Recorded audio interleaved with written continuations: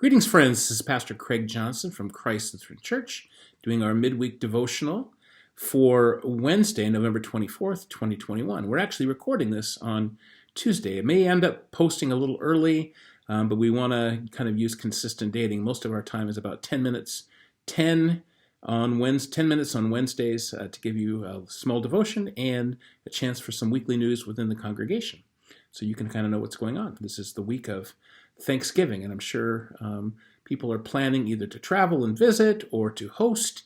Hopefully, due with more vaccinations available, people are able to be a little more with family, and we hope you enjoy your Thanksgiving holiday and that it's a blessing to you. For this week, I want to begin with our psalm for the day. Last Sunday, Christ the King, is the last Sunday of the liturgical year, which begins anew this coming Sunday with the first Sunday in Advent on the 28th of November. But the reading for this Wednesday after Christ the King Sunday is Psalm 76, which again is one of those we don't use that often on our Sunday regular lectionary reading, but we do get to do it through the daily devotion. It's always good to kind of explore the whole songbook of God's people, both the Hebrew scriptures and the church, the Christian church, both celebrate the Psalms as true expressions of what it means to be God's people and the full spectrum of those things. So Psalm 76, I read to you, and as always, read to you from the Evangelical Lutheran Book of Worship. Psalmist writes, "In Judah, O God, you are known. Your name is great in Israel. At Salem is your tabernacle, and your dwelling is in Zion. There you broke the flashing arrows, the shield, the sword, and the weapons of battle. How glorious you are, more splendid than the everlasting mountains. The strong of heart have been despoiled, they sink into sleep. None of the warriors can lift a hand. At your rebuke, O God of Jacob, both horse and rider lie stunned. What terror you inspire! Who can stand before you when you are angry? From heaven you pronounce judgment. The earth was afraid and was still. When God rose up to judgment and to save all the oppressed of the earth. Surely human wrath gives praise to you, and the survivor of your wrath you restrain. Make a vow to the Lord your God and keep it. Let all around bring gifts to the one who is awesome, who breaks the spirit of princes and strikes terror in the rulers of the earth." This psalm refers to the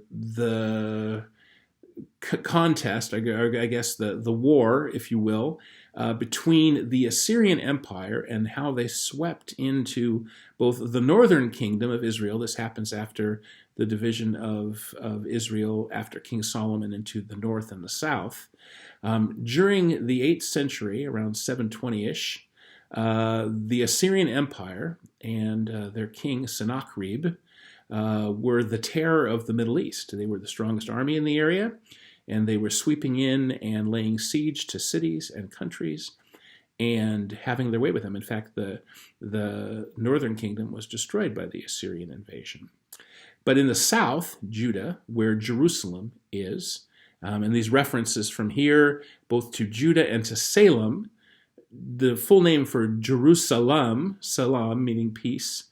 Salem was another name, and the mountain is where that city was built in Judah, in that portion, is all referring to this siege of Jerusalem that Judah ended up surviving. The most fearsome warriors, the most fearsome army in the Middle East during that time, they survived it, and they saw God's hand, God's providence in their survival. This is a psalm of thanksgiving, of praise to God for saving them from that terror of the Middle East, who was Sennacherib. You can imagine after great sieges, be they the Alamo or the different sieges that have happened during World War II, the siege of Stalingrad, and all of these different places when your place is surrounded and it feels like you have no hope. When that siege ends, the feeling of relief is incredible. And the valor of standing up to those forces outside of you with God's help is an accomplishment. Sometimes we feel laid siege to. The idea of being laying siege as a military tactic was to surround a city and cut it off so that eventually the people inside had to surrender or die. Sometimes it feels like we have been surrounded and cut off from different things for different reasons in these times of isolation and during the pandemic. Or maybe we've been the ones who have done the cutting off. We've had kind of our fill of having to explain our moods or our feelings, or maybe we have been cut off just a physical distance from loved ones for their protection. And those can be difficult times. And so in prayer, we cry out to help to God, that remember that we are not alone. And I guess we can look back into history too and find strength and comfort by those moments when we seemed outnumbered. You know, in the words of Knute Rockne, when the boys are down and the brakes, no, what was it? The brakes are beating the boys. I remember that from that Notre Dame speech. Thank you so much, George Gipp, Ronald Reagan, for that movie back so many years ago. But when the brakes seem to be beating you and there seems to be little hope, sometimes the memory of those times when God has been there for you, and to share those stories with one another, to encourage one another too, can be a very helpful thing.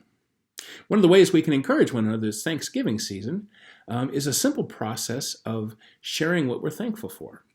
As you gather at your Thanksgiving table on Thursday, you can practice as a family, if you like, the idea of giving everybody at the table a turn to say something they're thankful for.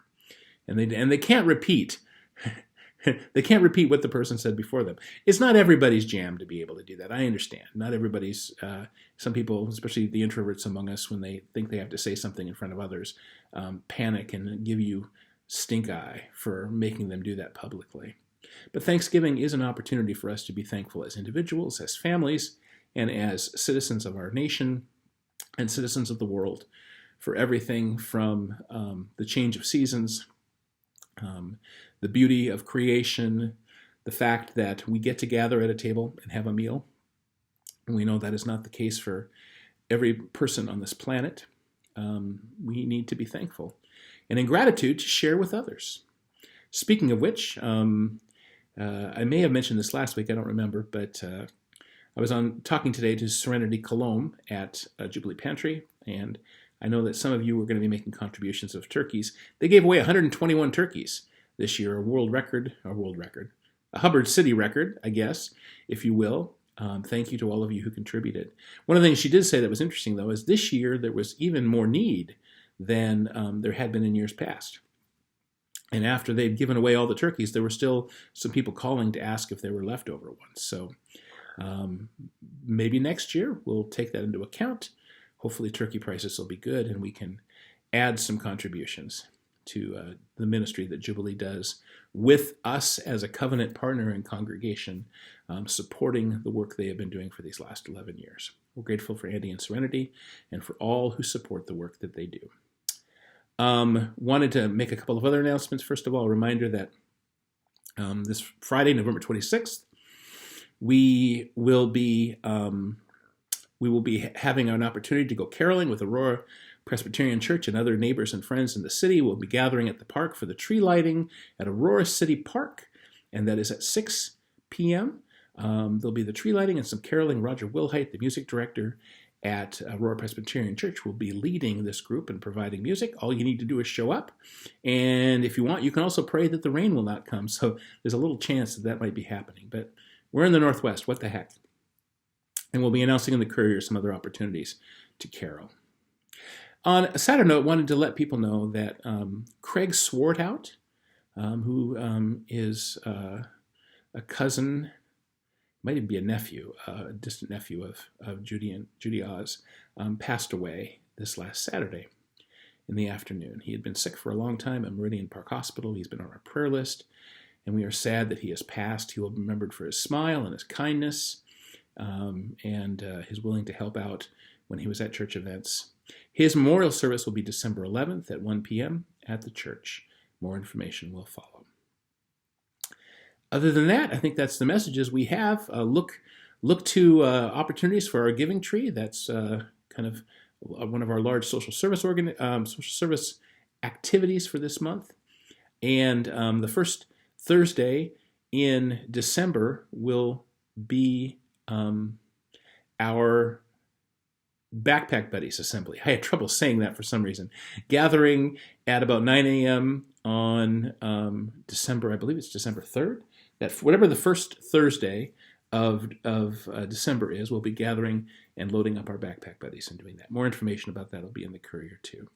Peace be with you, and we look forward to seeing you. And a blessed Advent. Oh, I remember one more thing. Advent devotions are available in the narthex. If you come to worship on Sunday, you can pick them up. If you need some mailed to you or sent to you, please email me or contact me or the church office, and we will make sure an Advent devotional gets sent to you. Grace and peace.